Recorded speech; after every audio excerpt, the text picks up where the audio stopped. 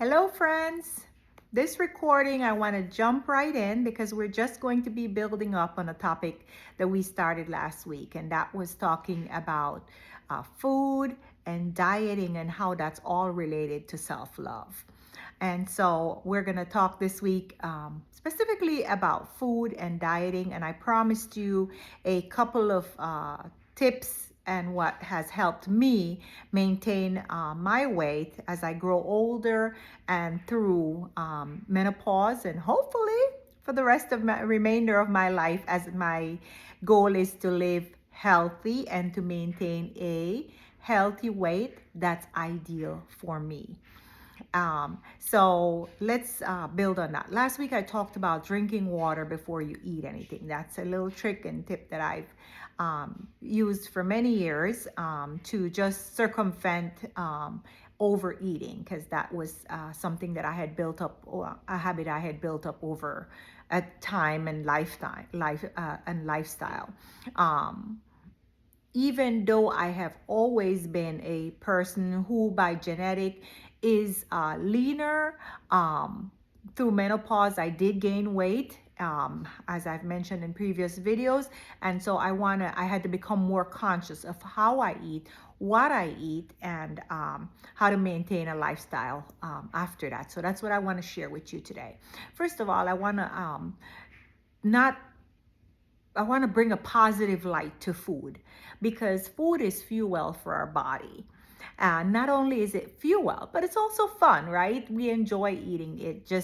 I am a foodie, I will say that, and food lights up every part of my brain, especially when I see new foods or something I like that I know tasted good from before. So there's never anything that passes my vision that's good to eat that I don't at least try, because I just love it. I just like the taste of new foods, new drinks, new anything. I will try it at least. Such that I've even tried insects, right?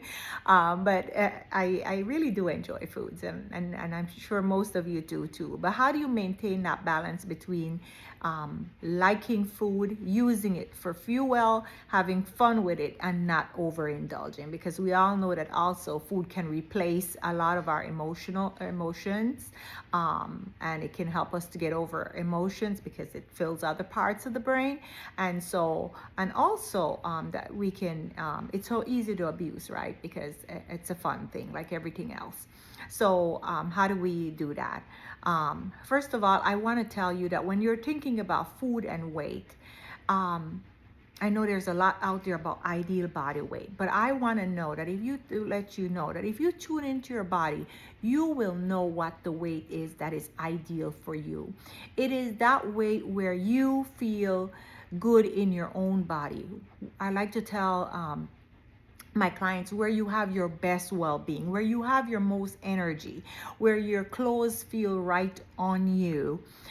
Your body tells you that. So don't let any graphs or magazines or others dictate that for you. If you tune into your body, we really do know that space where we have our best well-being, that number where you have your best well-being.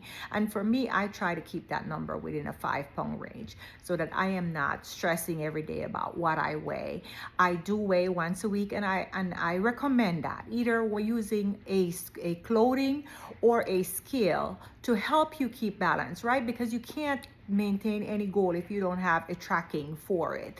And so I weigh once a week, and if you're using a once a week weight, you want to do it first thing in the morning after you urinate, and without clothing, preferably, or light clothing, to get your ideal weight. And I don't recommend daily weighing, and I know some people will want to do that. I discourage you from doing that. Our weight fluctuates daily, and that would just drive you crazy. So I think to maintain a healthy weight, once a week is enough. The other thing is, I know that we have all been groomed, and most of us have been groomed with 3 meals a day: breakfast, lunch, dinner, breakfast, lunch, dinner. And some people will disagree with me here, but I am telling you what works for me postmenopausally, and when I finally decided to take my nutrition and lifestyle seriously. So I want to tell you that I really don't feel that we need 3 meals a day. I have learned to live on 2 meals a day mostly, and most days. And I think that most of us can do that. And I say, eat when you're hungry. Listen to your body. Listen to when you're hungry. And so if you are hungry 3 times a day, and or even snacks in between, right? Do that. But that does mean that you cannot eat the same volume of meals, 3 big meals and then 2 snacks in between, or 3 snacks, that you are eating smaller meals. And I'm speaking specifically here to postmenopausal women and perimenopausal women, right? And men too, as we grow older. We don't, our metabolism doesn't work as well, is not as effective. And so you will find if you are consuming the same volume of food, which I have found we really don't need for fuel, then you will gain weight, and then along with that come all the health issues that we've spoken about before. And if not health issues, just the discomfort of walking around in a body that is more than you are comfortable with, right? And so my encouragement is that you eat too, and you probably heard this before, not until you're totally full, but until you're about 80% full. Um, and so that does mean you don't have to walk away from that table or that plate feeling fully stuffed. Like, really, we don't need it. I promise you that the first 2 or 3 times you will leave feeling wanting. You'll feel like, oh my gosh, I left something behind. But once you get into the habit of doing it and you get used to it, you will comfortably pack up that food for next time, or share it with somebody else and be okay. And you won't feel sluggish, having your body use its energy to digest food that you don't need. And then the other thing is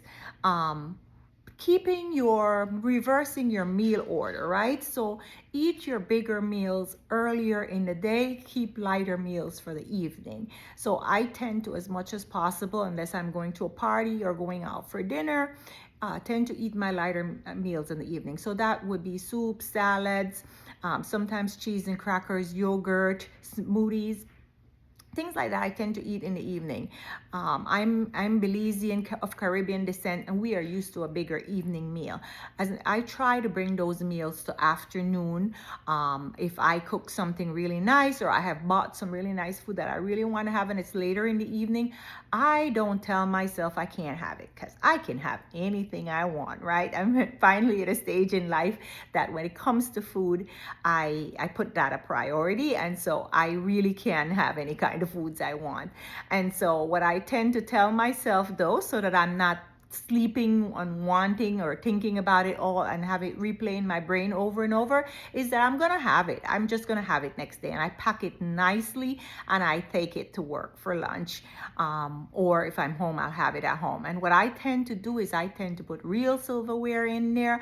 I tend to put a napkin that I use to spread, a cloth napkin that I use to spread, because I want to have the full experience of eating it like I would in the evening, even if I'm just having it for lunch at work. And somehow that makes your brain just feel good about doing something like that. So these are little tricks I'm telling you that work for me. You may find other things, or you may be able to borrow those things too. The other thing is, for lunch, try to get outside, right? So when the weather is nicer, I like to go to a botanic garden that's near my place of work, and I sit there and eat, and things like that just make you feel better about your meal experience, and it somehow makes you eat less than you would. Because you're not using food to try to fill a space of fuel and joy at the same time. You already got your joy, and you're only looking for the fuel there. The other thing is, I don't know about your household, but we had a thing about not wasting food, right? Because somebody else needs that food, so we don't waste food. And so I used to have this habit of just eating something just because I didn't want it to go to waste. So if a little piece was left that it couldn't quite make another meal, I would just eat it, because, man, I don't want that food to go to waste. I have learned that it's okay, and I have finally accepted that it's okay to not waste it, but give it to another being, a bird, another animal, if they'll eat it. And if you are concerned about rodents in your area or not feeding and packing it up for, ducks or birds or whatever, or rabbits, then it's okay to throw it away. It is. I promise you. You saving your food and you consuming food you don't need is not helping people who are starving elsewhere. There are other good things you can do to contribute to help that issue, right? And that big major problem. And so I have learned to not feel guilty about putting away food when I no longer need it. I often think to myself, I tell my clients, I say, you don't, even your car, when the gas is full, you don't keep pumping, right? So why do we keep putting food into our body when we no longer need it, just because we don't want to waste it?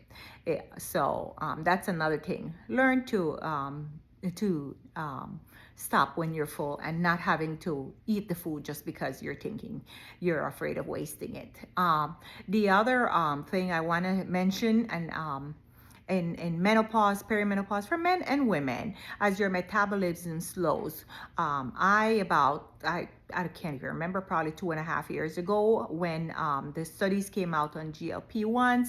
I've used GLP-1s, and I know many people are doing it now. I still continue to use it as needed because I lost 25 pounds on that medication, and that helped me. And if you are able to afford it, I endorse it. That is a safe medication. Depending on where you're getting it from, make sure that you are getting it from a safe and a reliable site.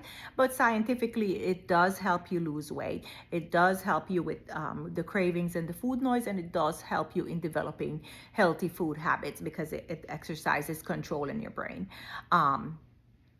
So that's another thing that's helpful.